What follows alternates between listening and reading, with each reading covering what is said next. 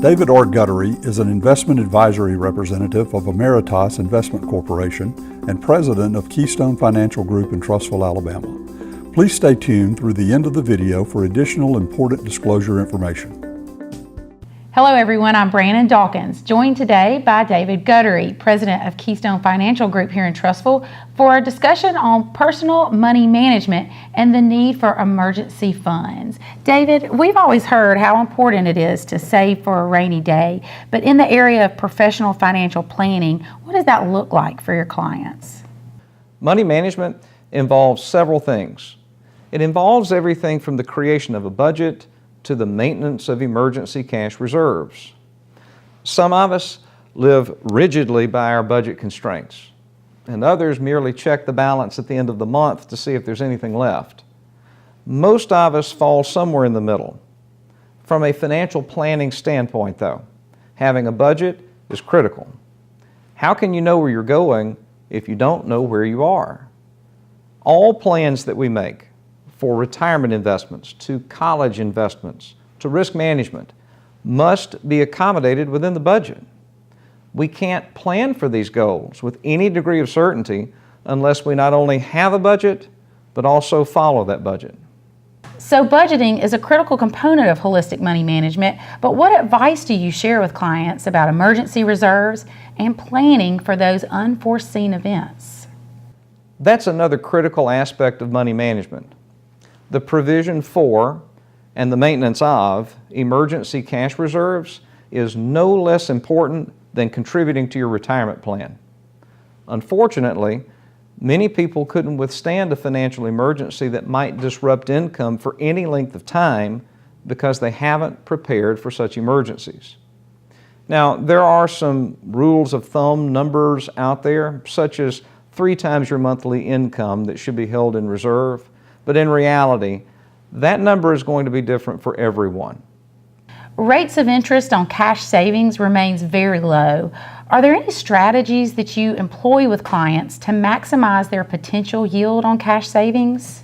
Yes. As I am working with clients in this regard, we look at the need for such reserves, and then we evaluate your level of comfort. Sometimes clients would just feel that much more comfortable with having excess reserves. In such cases, we break cash down into 2 sleeves. One sleeve is readily accessible, principally guaranteed, and without regard for yield.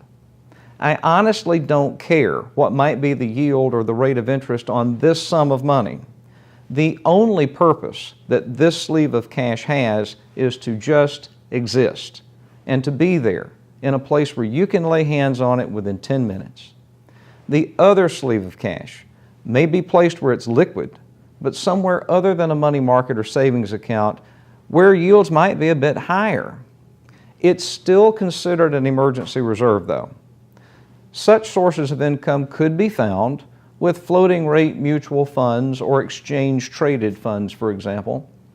Another often overlooked place for solid cash reserves might be the cash value of your life insurance policy. At a high level, there are many alternative places where we can seek safety and maximize yield when it comes to this sleeve of cash. Can clients make a material impact on their level of savings and provision of cash reserves through the management of credit? Absolutely. Leveraging strategies are a cornerstone of the holistic approach to money management. We work with clients to devise strategies for the elimination of what I call toxic debt, which would include credit cards with revolving interest. We seek to lean more heavily on the more favorable forms of leverage until such time that it can be completely eliminated from the money management part of the plan. As this is unfolding, cash flow is generally improving, and thus we can direct increasingly greater sums of cash to build or supplement emergency reserves. How do you incentivize clients to focus on budgeting and encourage them to become less reliant upon credit?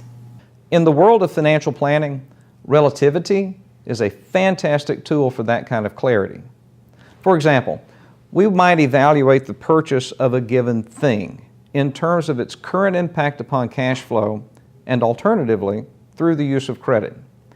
When a client can clearly see that a $1,000 purchase is really a $1,845 purchase over 5 years at 13%, then the relative utility of that thing becomes clear.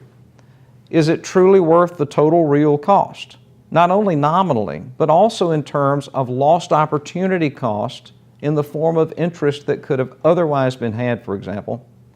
I incentivize clients to make good money management decisions through the relative analysis of to buy or not to buy. David, thanks so much, as always, for that very helpful information. For additional information, David may be reached through the means listed upon the following screen. For the Trustful Tribune, I'm Brandon Dawkins. David R. Guttery independently offers securities and investment advisory services through Emeritus Investment Corporation, member FINRA and SIPC. AIC and Keystone Financial Group are not affiliated. Additional products and services may be available through David R. Guttery or Keystone Financial Group that are not offered through AIC. Some of the products and concepts discussed have their own cost and are subject to risk, including the possible loss of principal. These costs and risk will be thoroughly discussed with you prior to any recommendation or solicitation. Past performance is no guarantee of future results. Information provided is gathered from sources believed to be reliable. However, we cannot guarantee their accuracy.